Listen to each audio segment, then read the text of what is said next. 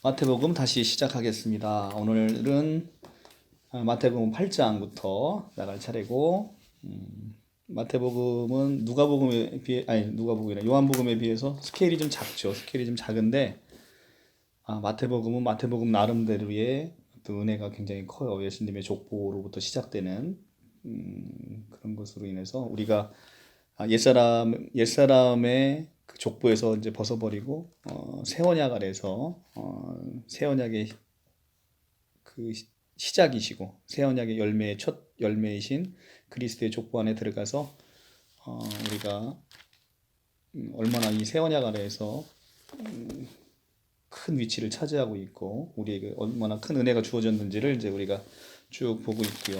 그리고 예수께서 탄생하시면서 이제 사역을 시작하시는 그 과정 속에서 이제 하나하나를 마태복음을 통해서 이제 보고 있는 건데, 오늘은 마태복음 4장 23절에서 예수님의 세 가지 사역을 하시는, 가르치는 사역, 전파하시는 사역, 고치시는 사역 중에서 오늘은 이제 고치시는 사역의 이제 출발, 가르치시는 사역이 끝나고 이제 고치시는 사역을 시작하는 게 8장 1절부터 이제 시작이 됩니다. 8장 1절부터 시작이 되고, 그 다음에 그 11장에 가면 세례 요한이 이제 옥에 갇혀서 예수님이 오실 그이 오니까 우리가 다른 일을 기다리오니까라는 11장 3절에서 세례 요한이 그렇게 물어보잖아요. 이제 물어보는데 그 물어보는 것을 예수님께서 이사야 35장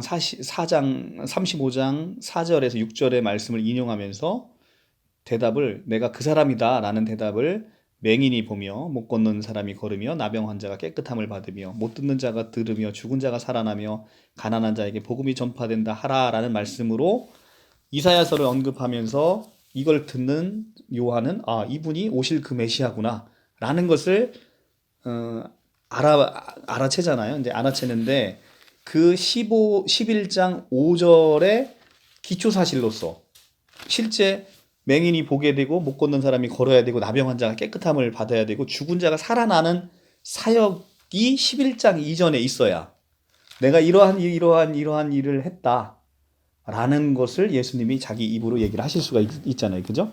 그러니까 8장 1절부터는 이제 그것에 대한 시작이라는 거예요.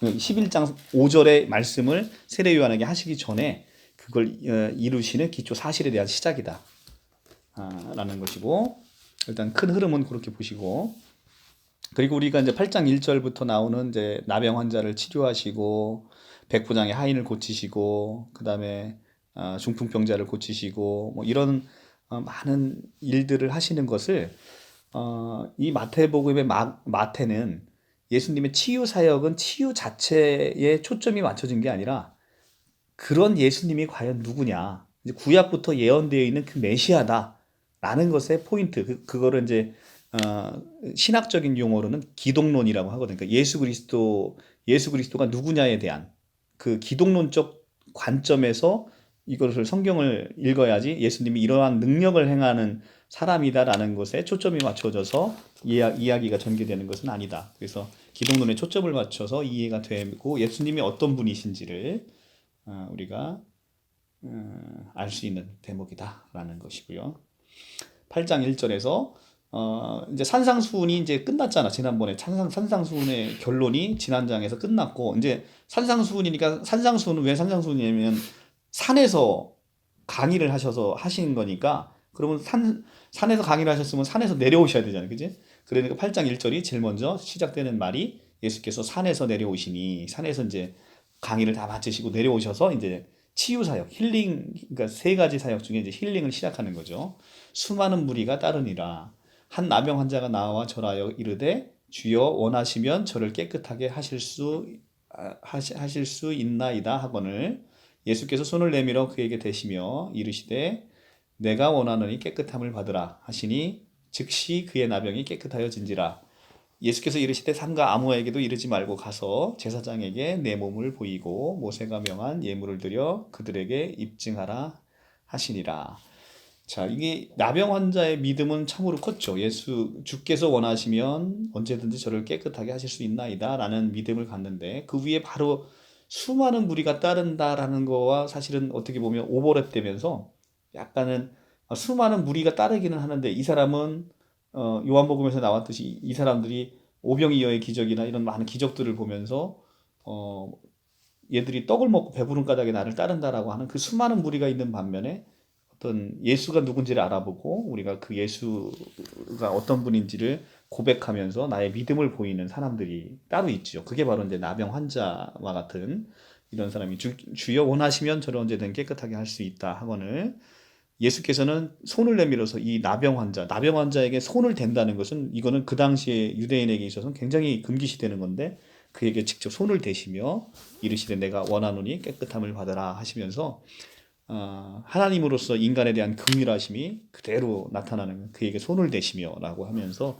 그대로 그 예수님이 하나님으로서 얼마나 인간을 사랑하시는지에 대한 그 표현을 몸소 있고 그리고 인간의 몸을 입고 오셨기 때문에 그 난 것을 가지고 가서 제사장에게 내 몸을 보이고 모세가 명한 예물을 드려 그들에게 입증하라. 그러니까 이 사람이 깨끗하게 나병 환자가 나은 것이 제사장에게 보여서 확인되지 않으면 다시 원래 나병 환자라는 건 유대 공동체에서는 그 쫓겨날 수밖에 없는 환자이기 때문에 문둥병의 환자로 쫓겨날 수밖에 없는데 그 사람이 낫다는 걸 확인을 해야만 다시 그 공동체 안에 생활을 할 수 있기 때문에 인간으로 오신 예수님께서 그 공동체 안에서 이 사람이 다시 살아갈 수 있도록 그렇게 말씀을 하시는 거죠. 그러니까 사실 아까도 얘기했지만 우리가 이제 교회 생활을 한다 하더라도 우리 공동체에서 이루는 보편적인 가치를 벗어나서 우리가 이 신앙생활을 신앙이라는 그 잣대를 갖다가 너무 희한하게 해석해서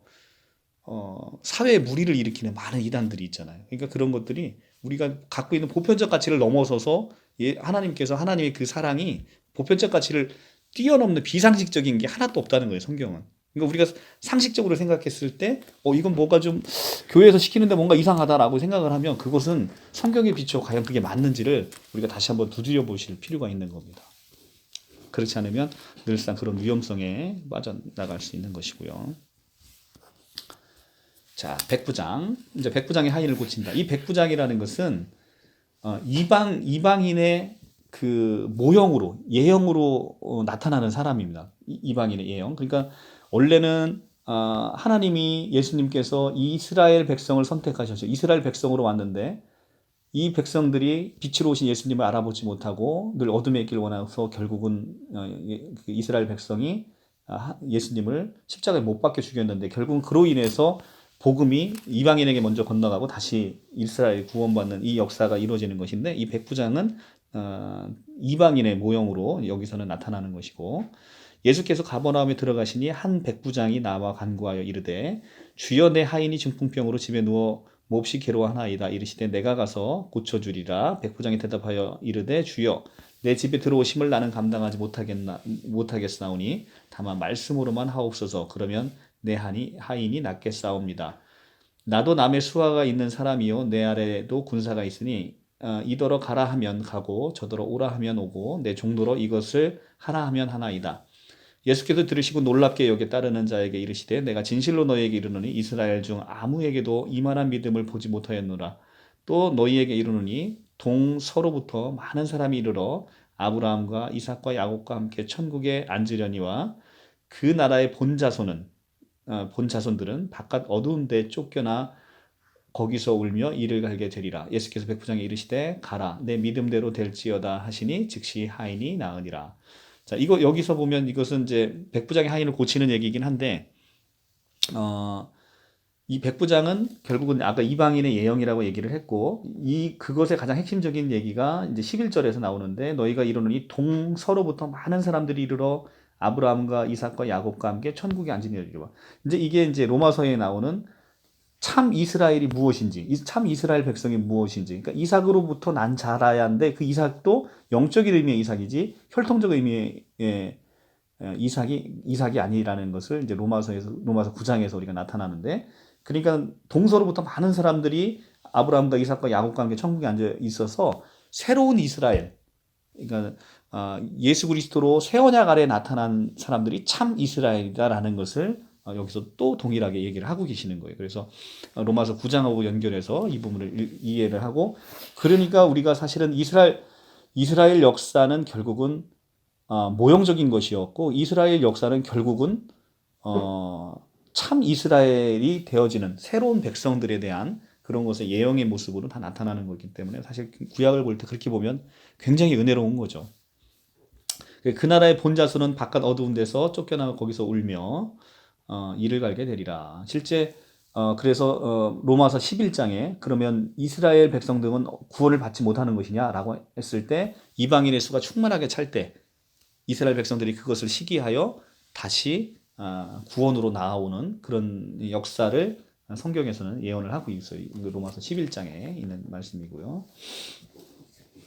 같이 한번 볼까? 로마서로 아예 넘어가서 오랜만에 보니까 계속 찾아봐야 또 이게 로마서 9장부터 로마서 9장 7절 6절부터 9장 6절부터 그러나 하나님의 말씀이 폐하여진 것 같지 않도다. 이스라엘에서 난 그들이 다 이스라엘이 아니요 또한 아브라함의 씨가 다 그의 자녀가 아니라 오직 이삭으로부터 난 자라. 여기서 이삭 그리스도. 이삭으로부터 난 자라야 내 씨라 불리라 하였으니 곧 육신의 자녀가 하나님의 자녀가 아니요 오직 약속의 자녀가 씨로 여김을 받느니라 라는 것. 그래서 이제 우리가 새 이스라엘의 백성이 되는 것을 말씀하시고 11장 26절 25절부터 이스라엘의 구원에 관한 것인데 25절부터 형제들아 너희가 스스로 지혜 있다 하면서 이 신비를 너희가 모르기를 내가 원하지 아니하노니 이 신비는 이방인의 충만한 수가 들어오기까지 이스라엘의 더러는 우둔하게 된 것이라. 그리하여 온 이스라엘의 구원을 받으리라 기록된 바 구원자가 시온에서 오사 야곱에서 경건하지 않은 자들을 돌이키시겠고 내가 그들을 죄를 없이 할 때 그들에게 이루어질 내 언약이 이것이라 함과 같으니라. 자, 그래서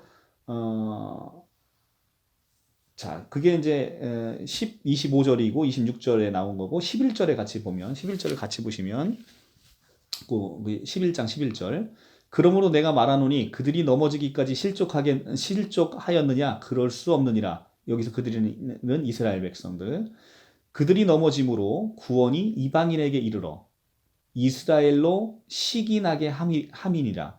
그들이 넘어짐이 세상의 풍성함이 되며 그들의 실패가 이방인의 풍성함이 되거든 하물며 그들의 충만함이리요. 이렇게 지금 되어 있단 말이에요. 그러니까 그들이 실족함으로 그 구원이 이방인에게 넘어갔고 이 이방인에게 넘어간 걸 보고 이스라엘이 시기가 나서 다시 하나님의 품으로 돌아오는. 그래서 하나님의 품으로 돌아왔을 때 그들의 풍성함은 이방인이 풍성함과 마찬가지로 굉장히 풍성할 것이다 라는 것을 로마서에서 바울이 얘기하고 있다는 것이죠. 자, 그렇게 됐고 그래서 이스라엘 백성은 결국은 이방인을 시기함으로 구원을 받을 것이다 라는 것이고 8장 14절 예수께서 베드로의 집에 들어가사 그의 장모가 열병으로 앓아 누우신 것을 보시고 그러니까 베드로는 예수의 수제자고 베드로의 그 수제자의 장모가 열병으로 누워 앉은 것을 보시고 그의 손을 만지시니 열병이 떠나가고 여인이 일어나서 예수께 수종 들더라. 자, 이제 8장 14절이 그 이전에 있는 나병 환자 그 다음에 백부장의 하인과 달리 여기서는 지난번 요한복음에서도 배웠습니다만 하나가 빠졌죠. 뭐가 빠졌냐면 베드로가 우리 장모를 고쳐주십시오 라고 청하는 게 빠졌죠. 그 청하는 게 빠진 것은 늘 예수님과 동행하는 삶에 있는 것들은 그들의 부족함과 그들의 필요함을 다 아시는 주님이 굳이 우리 이걸 고쳐달라 말라 할 이유가 전혀 없다는 거예요. 베드로의 집에 갔는데 장모가 열병으로 누워 있어서 장모의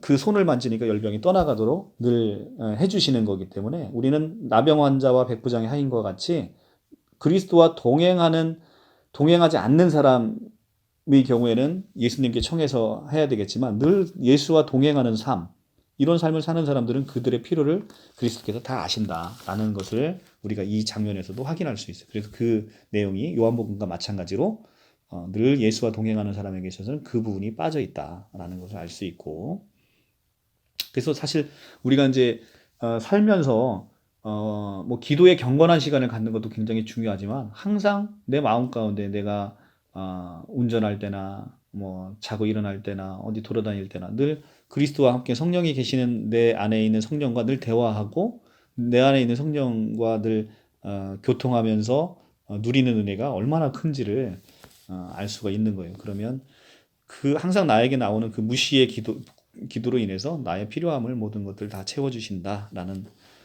그런 믿음을 갖고 사는 거죠. 16절 저물매 사람들이 귀신 들린 자들이 많이 데리고 예수께 오거늘 예수께서 말씀으로 이게 저물매라는 이 상황적 배경은 귀신 들린 자와 왠지 딱 일치하잖아요. 그죠? 그러니까 이 마태복음의 문학적인 특징을 우리가 알 수 있는 거예요. 그래서 저물매 귀신 들린 사람들을 사실은 보통 사람은 되게 무서운 것이 이 상황이 귀신 들린 사람을 딱 데리고 예수께 오거늘 예수가 말씀으로 귀신들을 쫓아내시고 병든 자들을 다 고치시니 말씀으로 그러니까 예수께서도 말씀으로 귀신들을 쫓아내신다는 거예요. 말씀으로. 그러니까 우리가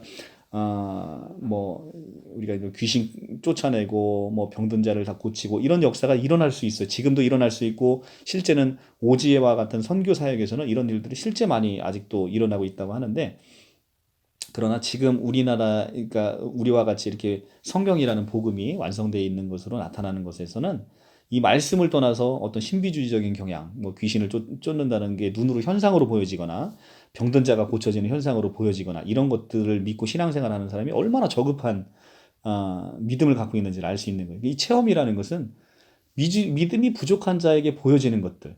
그러니까 이거 아니면 이 사람이 복음이 접할 수 없는 사람들에게 나타나는 것이지 우리와 같이 이렇게 말씀 안에 젖어 있는 사람들에게 더 이상 체험은 필요 없다는 게 말씀 그 자체가 우리에게는 체험이고 감동이고 우리의 행복이고 우리의 기쁨이고 우리의 평안인 것을 우리가 아셔야 되는 것이지 우리가 이 신비주의적인 경향으로 뭐 귀신 쫓는 사람을 쫓아낸다든가 뭐 예수무당처럼 어떤 예언하는 사람을 쫓아가서 나에게 주신 하나님의 음성이 무엇인지를 궁금하게 생각하는 이런 우를 범하는 것 같이 아주 바보스러운 게 없는 거예요. 그래서 우리 잠언서로 한번 가보면 잠언인가?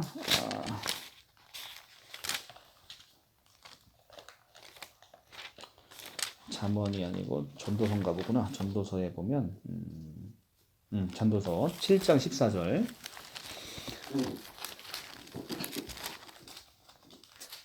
7장 14절 형통한 날에는 기뻐하고 곤고한 날에는 되돌아보아라. 이 두 가지를 하나님이 병행하게 하사 기쁜 날과 곤고한 날을 병행하게 하사 사람이 그의 장래 일을 능히 헤아려 알지 못하게 하셨느니라. 자, 하나님이 우리에게 장래 일을 알지 못하게 하는 것은 굉장히 축복인 거예요. 이거 우리가 미래를 알지 못하는 것 같이 하나님이 우리를 축복한 것이 하나도 이보다 더 큰 축복이 없다는 겁니다. 근데 예를 들어 봐봐요. 우리에게 있어서는 형통한 날에는 기뻐하고 공고한 날에는 되돌아보아라 이렇게 얘기하잖아요. 근데 우리가 곧 닥칠 일인데 공고한 일이야 그게. 그러면 내가 오늘을 살 수가 있겠냐는 거지. 못 사는 거지. 그러니까 내일 죽을지언정 오늘 한 그루의 사과나무를 심어야 되는 스피노자처럼 미래를 알지 못하게 만들어 놓으신 것은 하나님이 인간에게 주신 엄청난 큰 축복이라는 거예요. 근데 내가 그 하나님의 축복을 깨고 나의 미래가 궁금해서 점치러 다니거나 예언의 은사를 받은 사람한테 가서 하나님이 앞으로 나에게 주신 뜻이 무엇인지를 안다는 것은 참 어리석은 거라는 거예요. 이 전도서가 얘기하는 것처럼. 그래서 우리가 장래 일을 능히 헤아려 알지 못하게 하셨던 하나님의 기쁜 뜻 이것은 우리가 미래 일을 알면 그게 뭐 기쁜 날도 있겠지만 공고한 날이 있을 것이기 때문에 그 공고한 날로 인해서 우리의 기쁜 날은 기쁨이 싹 앗아져 버리고 그리고 그 공고함으로 인해서 우리가 오늘을 살 수가 없는 거예요. 이게 절대 기독교인들은 미래에 일어날 것들에 대한 것들 그리고 어떤 그런 것을 위해서 무당이나 예언의 은사를 있다라고 빙자해서 예수무당처럼 활동하는 이런 사람들을 심히 경계하면서 살아가야 된다. 그러니까 오늘 하루를 은혜로 충만히 누리면서 살아가는 것으로 족하다. 우리가 지난번에 그 주기도문에서 배웠잖아요. 우리에게 일용할 양식을 주시오고 일용할 양식으로 족하다는 거예요. 오늘 살 양식으로 우리가 내일 모레 살 것을 구하면서 그렇게 사는 게 아니라 우리는 일용할 양식으로 언제 주님 오실지도 모르는데 우리가 그 미래의 것에 막 소망을 두고 살아가는 것도 과히 성경적이지는 않다. 그렇다고 해서 열심히 살지 말라는 얘기가 아니라 오늘 하루를 충실하게 열심히 살아가면 그로서 족하다라는 얘기고요. 병든 자들이 다 알고 병든 자들을 다 고치시니 이는 선지자 이사야를 통하여 하신 말씀에 우리의 연약한 것을 친히 담당하시고 병을 짊어지셨도다 함을 이루려 함이더라. 자, 이사야 이게 53장 굉장히 우리가 지난번에 요한복음에 보시면서도 굉장히 은혜롭게 많이 봤던 성경인데 이사야서 53장 한번 같이 보죠. 이사야 53장 고난받는 종에 대한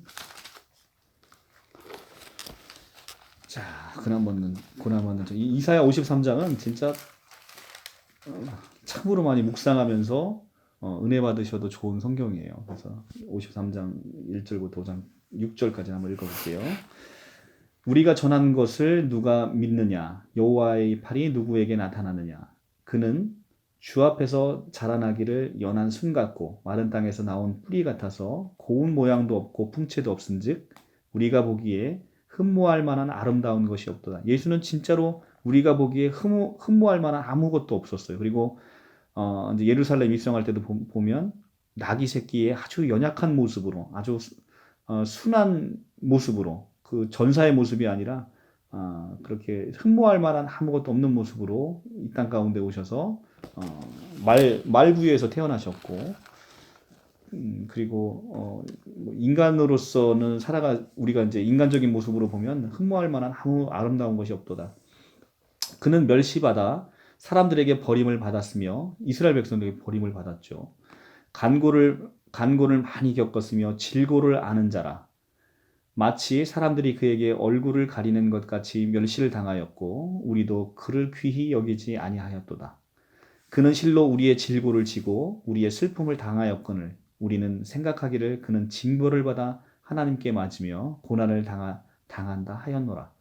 실제 이 53장 4절의 말씀이 이제 지금 선지자 이사야를 통해 말씀하신 지금 마태복음 8장 17절에 나오는 그 말씀인데 예수께서는 우리의 모든 질고를 지시고 우리의 슬픔을 당하였는데 우리가 생각하기를 그는 자기가 십자가에 처형 받는다는 것은 저주받는 나무에 달린 자마다 저주받는다는 신명기 말씀으로 인해서 자기의 죄로 인해서 십자가 징벌을 받았다 생각하시고 하나님께 이제 저주받았다 이렇게 생각을 한다는 거죠. 근데 실상은 그분은 우리의 질고와 우리의 모든 죄악을 짊어지시고 슬픔을 당하였거늘 그렇게 됐다는 것이고 53장 5절 그가 찔림은 우리의 허물 때문이요 그의 상함은 우리의 죄악 때문이라. 그가 징계를 받음으로 우리는 평화를 누리고 그가 채찍을 맞음으로 우리가 나음을 받았다. 53장 5절은 뭐 달달달달달 외우는 너무 유명한 말씀이잖아요. 그죠? 그래서 우리가 요한복음에서도 이 말씀으로 굉장히 은혜 받았죠. 예수님이 찔림을 당하시고 십자가상에 창으로 옆구리가 찔렸고 그래서 상했고 그가 채찍을 맞음으로 우리가 나음을 입는 그 순간에 우리가 나음을 입는 그 장면도 같이 요한복음에서 묵상을 했고요. 그러니까 예수님이 관정에 끌려가서 빌라도에게 괜히 채찍을 맞은 게 아니라 이 채찍을 맞음으로 그 순간에 우리가 나음을 입는 그 엄청난 영적인 그 사건을 이루기 위해서 채찍을 맞을 수밖에 없었던 것이고 우리는 다 양 같아서 그릇 행하여 각기 제 길로 갔거늘 여호와께서는 우리 모두의 죄악을 그에게 담당시켰도다. 우리의 모든 죄악을 짊어지고 결국은 십자가의 상에서 유월절 어린 양으로서 우리의 모든 죄악, 영원한 대제사장으로서 우리의 모든 죄를 사하신 그 십자가의 모든 그 영적인 의미가 53장 1절부터 6절까지로 가득 차 있죠. 엄청 중요한 성경이고 예언의 말씀이시죠. 이 예언의 말씀에 따라 오셔서 이렇게 우리의 질고를 당하시고 우리의 연약함을 친히 담당하셔서 우리의 모든 병을 짊어지셨도다. 그러니까 사실은 우리 안에 예수께서 육신으로 이 땅에 오셨을 때는 우리의 옆에서 우리의 보혜사가 됐지만 이제는 성령께서 우리 안에 거하셔서 우리가 예수와 연합해서 이제는 우리의 본질이 이제는 예수화돼서 우리의 연약한 모습은 옛사람, 육신의 모습으로 있는 사륵스에 해당하는 우리의 육신, 육에 해당하는 것들이 연약한 것이고 우리의 본질은 예수 그리스도의 영으로 함께 엄청나게 우리가 이제 영적으로는 강해 있는, 그리고 또 앞으로는 완성돼 있는 완성된 성화의 모습으로 살아갈 수 있는 그 능력을 갖고 있다는 것이죠. 예수께서 무리가 자기를 에워싸는 것을 보시고 건너편으로 가기를 명하시니라. 한 서기관이 나와 예수께 아뢰되 선생님이여 어디로 가시든지 저는 따르리이다. 예수께서 이르시되 여우도 굴이 있고 공중에 새도 거처가 있으되 인자는 머리 둘 곳이 없다 하시더라. 여기서는 19절의 서기관의 나는 예수가 어디로 가든지 따르리라 할 때 예수님의 반응과 21절에 제자 중에 한 사람이 주여 내가 먼저 가서 내 아버지를 장사하게 허락하소서 예수께서 이르시되 죽은 자들을 장사하게 하고 너는 나를 따르라 하시는 이 두 가지의 말씀이 서로 완전 반대되는 대조적인 모습으로서 나타나는 걸 우리가 볼 수 있어요. 그러니까 서기관은 뭐냐면 앞뒤 다 안 재고 나는 예수를 따르겠다라고 얘기를 하고, 밑에 있는 제자 중에 한 사람은 아버지의 장례부터 먼저 치르게 허락해 주시고 그 다음에 당신을 따르겠나이다 라고 얘기를 하는데, 예수님은 오히려 죽은 자들은 죽은 자가 장사하게 하고 너는 나를 따르라 라고 해서 서기관이 바로 따른다라고 할 때는 나를 따르는 게 네가 얼마나 고통이 큰지를, 여우도 굴이 있고 공중에 새도 거처가 있는데 나는 머리 둘 곳이 없다, 이런 나를 따르겠느냐라고 한번 되물어 보신단 말이죠. 근데 제자 중에 한 사람이 했을 때는 바로 나를 따르라 라고 얘기를 한다는 거예요. 그래서 여기서 우리는 두 면을 볼 수 있다는 거죠. 하나는 예수를 따른다는 것에 우리가 그냥 덜렁덜렁 그냥 예수를 따라가는 게 아니라, 우리는 십자가를 지신 예수와 함께 우리도 함께 십자가를 져야 되는 각오가 되어 있는지를 먼저 한번 되돌아봐야 된다는 것이고, 그 다음에 제자 중에 한 사람처럼 이렇게 따를 때는 이미 예수를 따르기로 결정했을 때는 우리가 그것이 가장 우선적인 모습이 되어야 된다. 설령 그것이 우리 가족적인 모든 거라 하더라도 거기서 내가 내 믿음을 굽힐 수는 없는 것이고, 일단 예수가 나에게 가장 중요한 것이다. 근데 이 말씀을 또 문자 그대로 이해를 해서 아버님이 돌아가셨는데 내가 뭐 교회 가야 된다고 저기 주일날, 예를 들어 이제 이런 경우가 있을 수 있잖아요. 아버님이 돌아가셨는데 오늘이 주일이야. 근데 내가 아버님 장사를 안 치르고 교회를 간다, 이렇게 이해를 해서는 안 된다는 거예요. 이 말씀은 큰 의미에서의, 그러니까 궁극적으로 큰 의미에서의 얘기를 하는 것이지, 그러니까 우리가 아까도 얘기했지만 보편적인 우리 공동체에서 갖고 있는 이 커먼 센스를 벗어나서 성경에서 요구하는 것은 없다라고 생각하시면 된다는 거죠. 그리고 사실은 내 마음 가운데, 그러니까 우리가 이제 아버지 뭐 어떤 아버지가 돌아가시고 내 친인척이 돌아가셔서 내가 꼭 가야 되는 곳인데 내가 주일 예배 때문에 빠져서 그 사람들에게 어떤 손가락질을 받고 이렇게 눈치를 보고 또 욕을 먹는다는 것은, 그건 주님을 욕되게 하는 거기 때문에, 사실 우리가 이따가도 나오겠지만 뱀처럼 지혜로울 필요가 있다는 거예요. 뱀처럼 지혜로울 필요가. 그러니까 우리가 예수님이 내가 꼭 교회를 가야만 우리가 안식교도 아니고 주일 한번 빠졌다고 해서 우리의 구원이 취소되거나 그런 게 전혀 아니기 때문에, 그러니까 오늘도 이제 우리 함집사님도 이제 못 오신다고 말씀드렸는데 그 이제 마음이 어제 불편하셔서 나한테 카톡을 했겠죠. 근데 제가 이제 답장 드린 게 그거예요. 예수님은 어디 계시든 함집사님이 예수님이 사랑하는 마음을 예수님이 모를 리 없고 늘 동행하시기 때문에 어디서든 내가 예수님과 동행하는 것이 중요한 거지, 내가 교회 가서 예배드리는 그 행위 자체, 이것의 그 경건의 모양으로서 보이는 이것을 하나님이 요구하지는 않는다는 거죠. 그러니까 히브리서에 나오잖아. 나는 이제 내가 제사를 원하는 게 아니다 라고 하면서, 지난번에 우리 히브리서 몇 장이었죠 이게? 히브리서 10장에 나오는 10장 5절에 그러므로 주께서 세상에 임하실 때 이르시되 하나님이 제사와 예물을 원하지 아니하시고 오직 나를 위하여 한 몸을 예비하였도다. 번제와 속죄제는 기뻐하지 아니하시나니 이에 내가 말하기를 하나님이여 보시옵소서, 두루마리 책에 나를 가리켜 기록된 것 같이 하나님의 뜻을 행하러 왔나이다 하셨니이다. 위에서 말씀하시기를 주께서 제사와 예물과 번제와 속죄는 원하지 아니하고 기뻐하지 아니하신다 하였고, 그 후에 말씀하시기를 보시옵소서 내가 하나님의 뜻을 행하러 왔나이다 하셨으니 그 첫 번째 것을 폐하심은 둘째 것을 세우려 하심이라. 이 뜻을 따라 예수 그리스도의 몸을 단번에 들이심으로 말미암아 우리가 거룩함을 얻었노라. 자, 이것은 번제와 속죄제는 예수께서 이 땅 가운데 오셔서 첫 것을 폐하신다. 그러니까 첫 것은 옛 율법 아래서의 제사와 속죄자와 번제를 매번 드려야 되는 그것을 다 폐하시고 이제 예수께서 영원 단번 제사로서 다 이뤄놓으신 것을 우리가 은혜 가운데 누리기 위해서 교제와 교통과 예배를 드림으로 우리가 이제 그리스도를 누리는 것이 이제 우리가 드리는 예배인데 이것을 어떤 번제와 속죄제처럼 그리고 율법의 모양새처럼 우리가 지켜서는 세상으로부터도 요구도 먹고 그리고 예수 그리스도의 새 언약 안에 있는 사람으로서의 할 일은 아니다. 그러니까 우리가 새 언약 안에서 그래서 제일 중요한 성격 히브리서 아까 있던데 히브리서 7장 12절 우리가 지난번에 그 생명의 말씀으로 누렸던 말씀인데 제사장이 바뀌었으니까 율법도 반드시 바뀌는 거거든. 그러니까 7장 11 너무나 중요한 성경 구절인데 11절부터 레위 계통의 제사 직분으로 말미암아 온전함을 얻을 수 있었으면 백성들이 그 아래에서 율법을 받았으니 어찌하여 아론의 반차를 따르지 아니하고 멜기세덱의 반차를 따르는 다른 한 제사장을 세울 필요가 있겠느냐.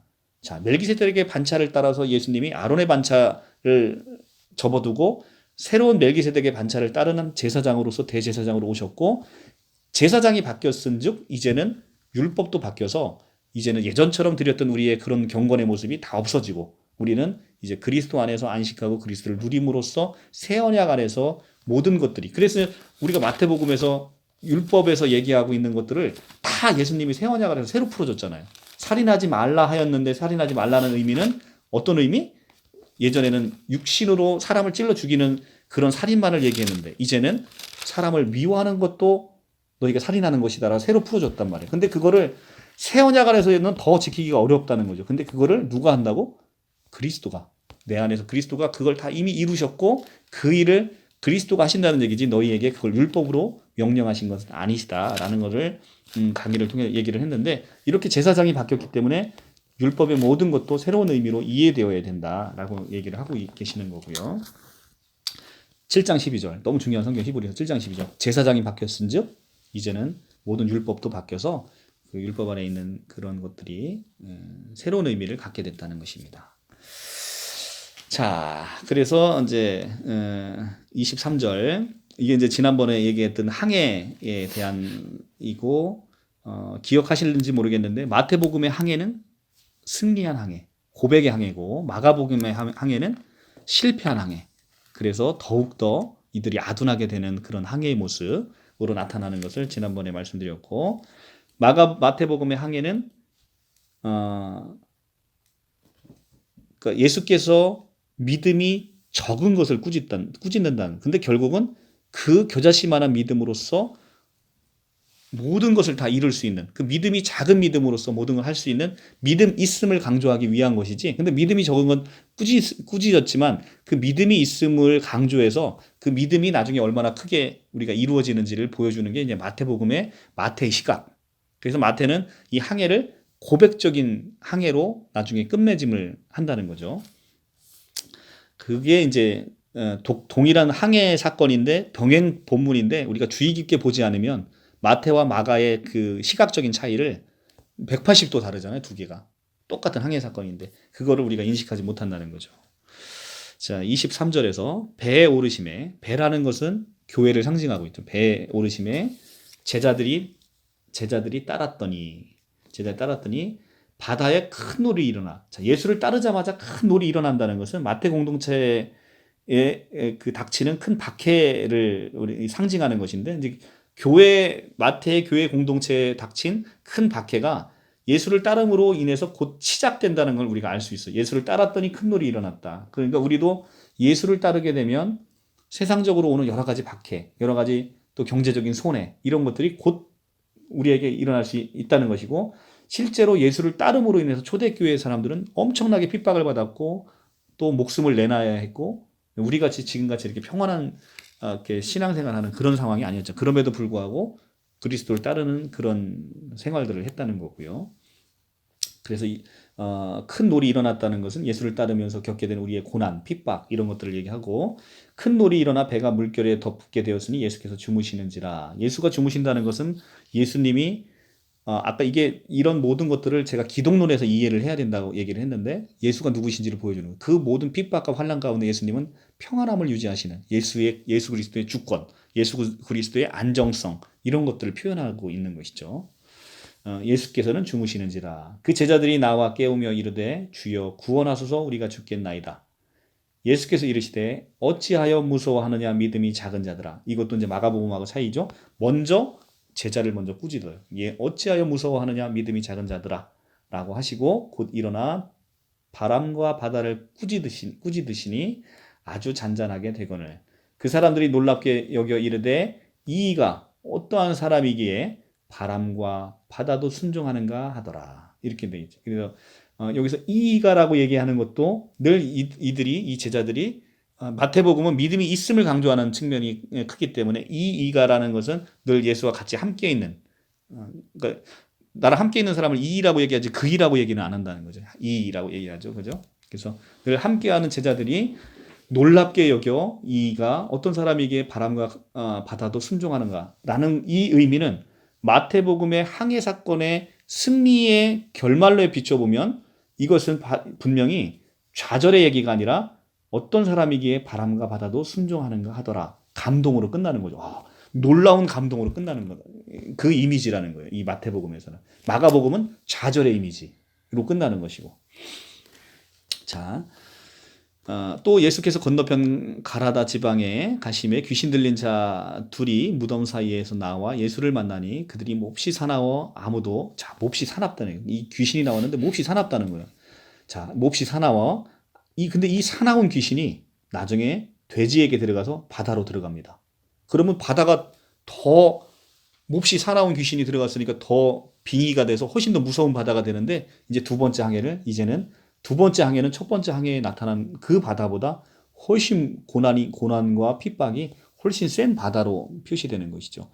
그래서 그러니까 이 표현이 두 번째 항해 사건하고 무관하게 있는 성경 구절이 아니라는 거죠. 이게 그렇게 점진적으로 나아가는 고난과 밖에 핍박이 문헌적으로 이렇게 연결돼서 이해를 돼야지 요 성경 구절 따로 다 성경 구절마다 다 따로 보면 마태가 애당초 의도하고 있는 것의 큰 흐름을 놓친다는 거지.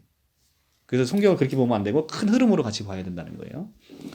자, 이 사나운 귀신. 자, 사나운 귀신이 아무도 그 길로 지나갈 수 없을 지경이더라. 이 귀신이 사나워서 이에 그들이 소리질러 이르되 하나님의 아들이여.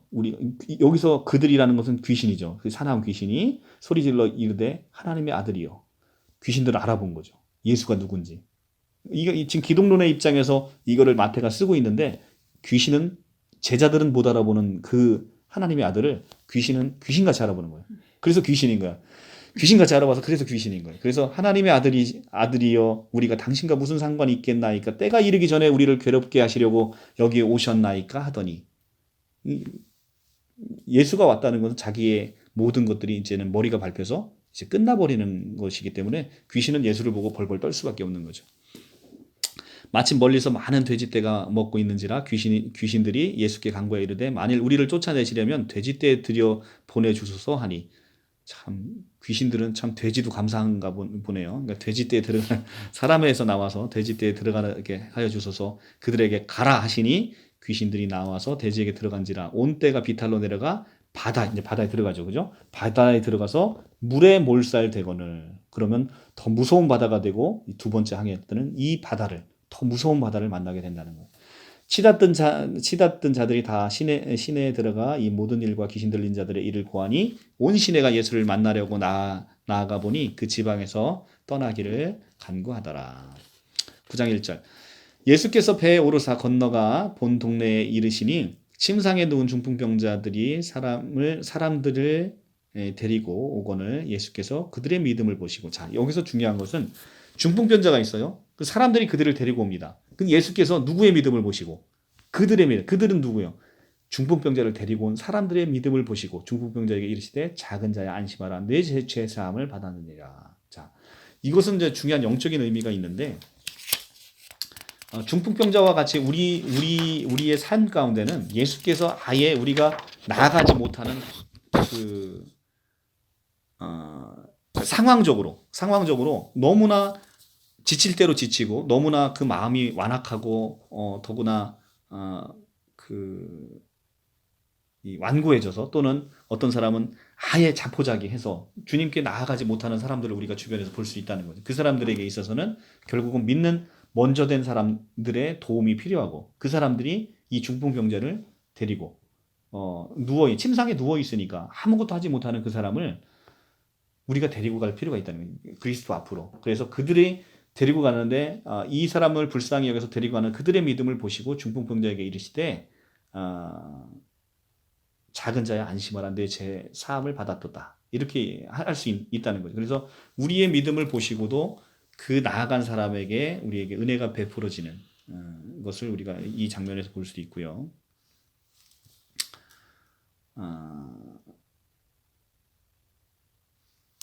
그 다음에 9장 3절 어떤 서기관들이 속으로 이르되 이 사람이 신성을 모독하도다. 예수께서 그 생각을 하시고 이르시되 너희가 어찌하여 마음에 악한 생각을 하느냐.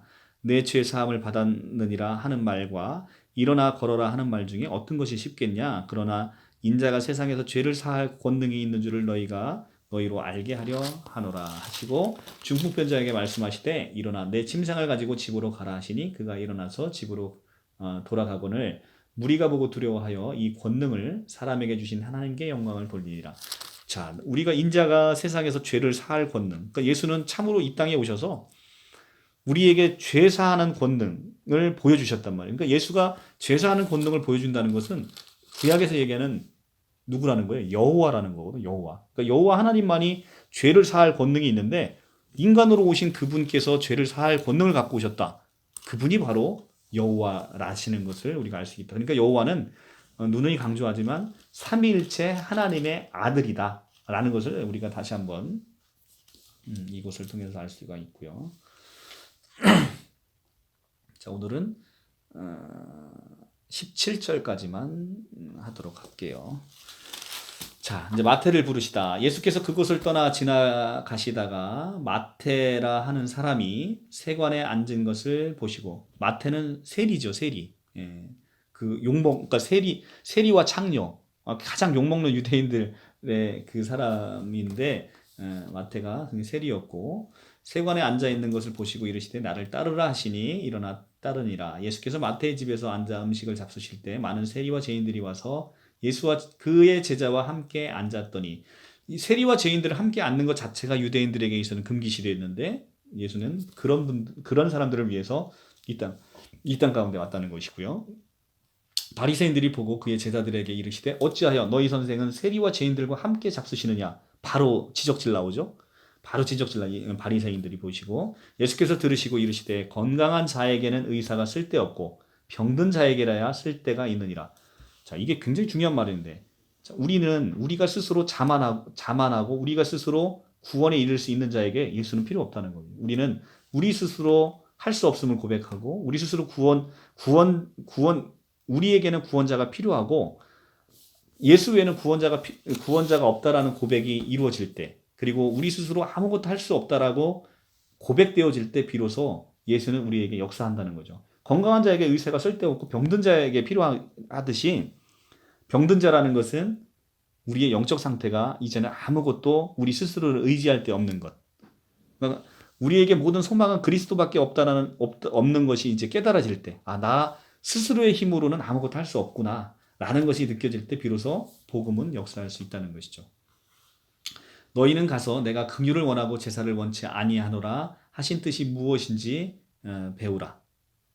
이게 호세아서 6장 6절 말씀인데 긍휼을 원하고 제사를 원치 않는 이게 제사를 원치 않는다라는 것은 결국은 아까 히브리서에 나왔던 그 아까 찾아봤던 말씀하고 일맥상통하는 거죠. 그러니까 새 언약 안에서는 어떤 우리의 외적인 형식 이런 것들을 원하는 게 아니라 자비와 긍휼, 사랑 이런 것들 하나님의 본질적인 속성을 원하는 것이지 우리의 종교성 그러니까 우리의 예배 시간을 정해서 하는 그런 거룩한 종교성에서 우리가 구원받아야 된다라는 것을 알 수가 있죠. 그래서 12절에서는 우리 자신의 자만과 교만과 우리 아집과 고집으로부터 구원을 받아야 되는 것을 말씀하고 계시고 13절에서는 우리의 종교성으로부터 우리가 구원받아야 되고 있는 것을 얘기를 하고 있어요.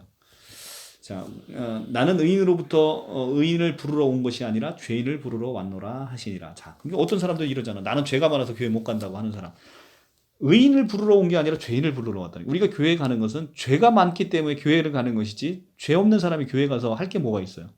근데 이제 그 스스로를, 그러니까 죄가 있다 없다를 모든 사람은 죄인이죠. 로마서에 나와 있듯이 모든 사람은 죄인이지만 죄인이 죄인인지를 모르면 그 사람은 자기가 스스로 의인이라고 착각하고 산다는 거죠. 그런 사람에게는 그리스도의 복음이 전해지기가 어렵다는 것이죠. 그래서 우리가 죄인임을 고백할 때 결국 그리스도의 풍성한 은혜를 함께 누릴 수 있다는 것이 성경 말씀에서 우리가 다시 한번 확인할 수 있는 거고, 그때 요한의 제자들이 예수께 나와 이르되 우리와 바리새인들은 금식하는데, 요한의 제자들이 이렇게 얘기합니다. 이게 세례 요한 얘기하는 거예요. 세례 요한의 제자들이 우리와 바리새인들은 금식하는데 어찌하여 당신의 제자들은 금식하지 아니하나이까? 이걸 가지고 신천지가 뭐라고 얘기하냐면 우리와 바리새인 해서 요한의 제자와 바리새인을 같이 취급했다.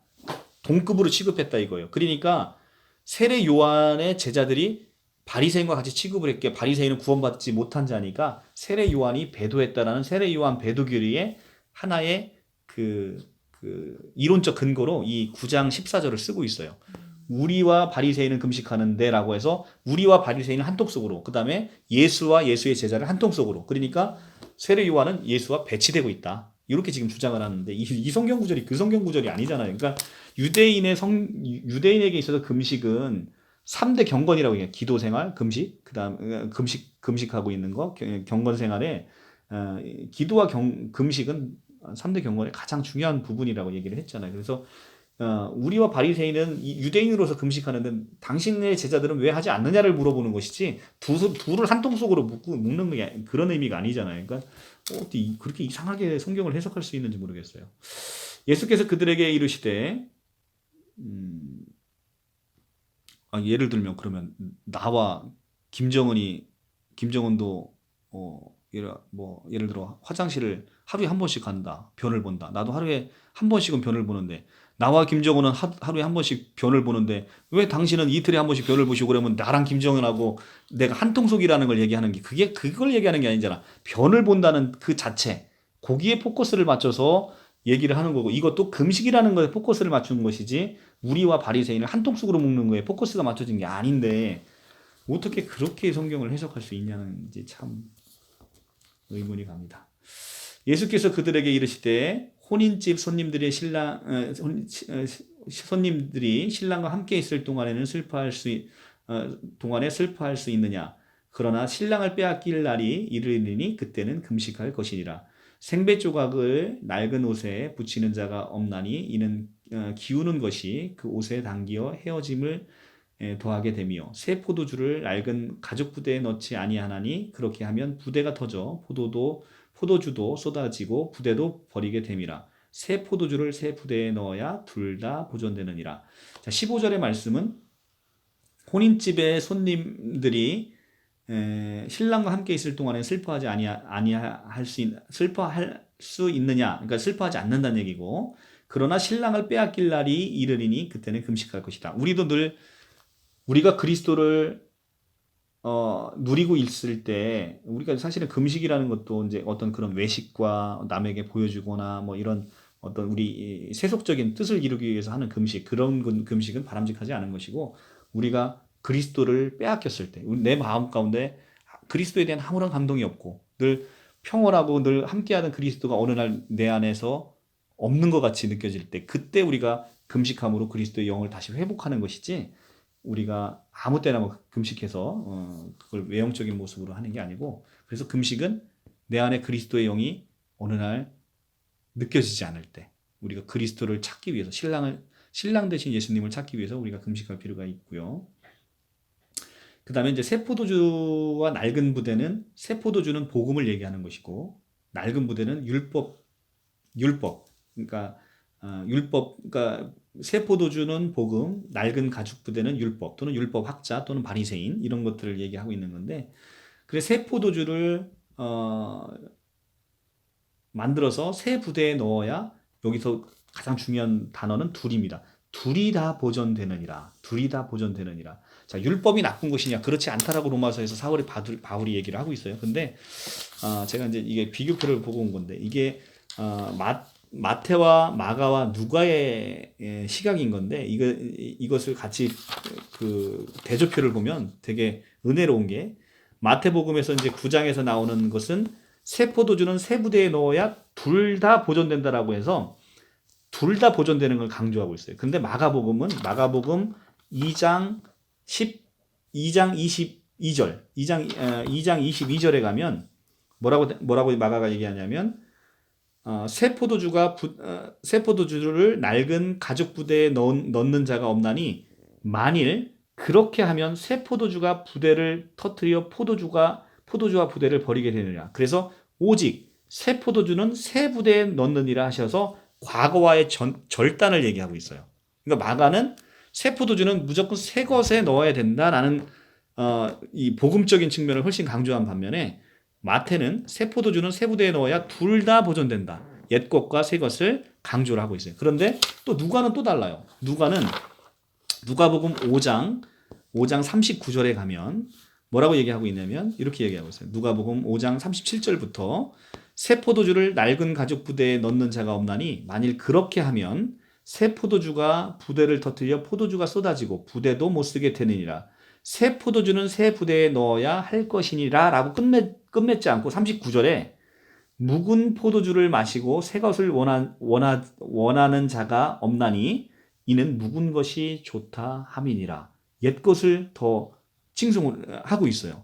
그러니까 이때의 누가복음에서의 그 묵은 포도주라는 것은 우리가 얘기하고 있는 이 마태가 얘기하고 있는 낡은 가죽 부대와는 다른 의미로 쓰고 있다는 거죠. 묵은 포도주를 마시고 새 것을 원하는 자가 없나니 이는 묵은 것이 더 좋다. 옛 것을 더 신봉한다는 거예요. 그러니까 이 누가복음의 요것의 깊은 의미는 제가 나중에 다시 다음 시간에 더 깊이 풀어줄 것이고요. 지금 오늘은 이제 마태복음 하는 시간이에요. 이 마태는 새 포도주는 새 부대에 넣어야 둘 다 보존된다. 이게 병행본문인데 세 개가 병행본문의 이 시각이 이렇게 다 다르다는 거예요. 이 시각을 다른 걸 인식하지 못하고 그냥 덜렁덜렁 보면 이런 미묘한 차이가 보이지 않는다는 거예요. 그래서 마태복음은 둘 다 보존된다라는 중용을 택하고 있고 마가는 새 포도주는 새 것의 과거의 단절을 더 선호하고 있고 누가는 옛 것을 더 신봉하고 있다. 그래서 이 세 가지의 깊은 뜻에 대해서는 다음 시간에 보여드리도록 하고 이런 차이가 있다라는 것을 보시고 그래서 마태의 그 강조 포인트는 새 것과 복음과 그 다음에 옛 것, 그 낡은 부대 가죽, 이 율법이 둘 다 새 부대에 넣어야 둘 다 보존되느니라 라는 것에 강조 포인트가 있습니다. 자, 이렇게 됐고 다음 시간에 18절부터 쭉 나가도록 하겠습니다. 자, 오늘 말씀은 여기서 맺도록 하고 우리가 오늘의 가장 주되게 말씀드렸던 포인트는 우리가 이제 아까 이 예수의 치유 사역은 결국은 예수가 누구냐라는 예수의 기독론적인 것에 초점을 맞추어서 예수는 뭐 당연히 하나님이시니까 이 나병 환자 고치시고 뭐 귀신 들린 사람 고치시고 이런 것들에 할 수 있는 당연한 능력의 소유주죠. 당연히 능력의 소유주인데 우리가 그걸 볼 때 사실은 이제 뒤에서도 나오지만 이제 우리가 나병 환자인 것 그리고 우리가 영적으로 중풍병자인 것 우리가 결국은 귀신 들린 자인 것을 함께 보아야 된다는 거예요. 그래서 우리는 우리가 스스로 내가 나병 환자고 내가 중풍병자이고 내가 맹인인 것을 모를 때 우리는 그리스도의 깊은 은혜 가운데로 넘어가지 못한다는 거예요. 내가 스스로 나병 환자임을 깨닫고 우리가 중풍병자임을 깨닫고 내가 맹인이어서 성경을 아무리 봐도 보이지 않는 그런 맹인. 그래서 나에게 영안을 열어줘서 내가 성경의 깊은 의미를 말씀도 느끼게 할 수 있도록 간구하는 것. 이런 것들이 늘 필요하고 우리에게 있어서는 우리가 스스로 의인이라고 생각할 때 아까 이제 저희가 9장에서 말씀드렸던 것처럼 우리가 예수께서는 의인을 부르러 온 게 아니라 죄인을 부르러 왔기 때문에 우리가 스스로 죄인임을 고백할 때 우리가 그 이 모든 죄인임을 고백한다는 것은 죄로 인한 현상이 뭘로 나타나냐면 중풍병, 그다음에 그다음에 나병 환자, 문둥병, 그리고 맹인 이런 모습으로 우리의 죄로 인해서 나타나는 이 현상들이 영적인 현상들이 우리에게 있어지고 그런 영적인 현상들이 보임으로 우리가 죄인임을 고백하면서 더욱더 그리스도에게 나아가는 것이 필요하다라는 것이 오늘의 이 치유 사역과 관련된 예수의 기독론과 관련해서 우리의 영적 상태를 그렇게 볼 수 있는 성경 말씀이었던 것 같고 우리가 그렇게 성경 말씀을 누려야 그리스도를 더욱더 풍성하게 얻을 수 있고 은혜를 누릴 수 있다라는 말씀으로 맺습니다. 강의를 마치도록 하겠습니다.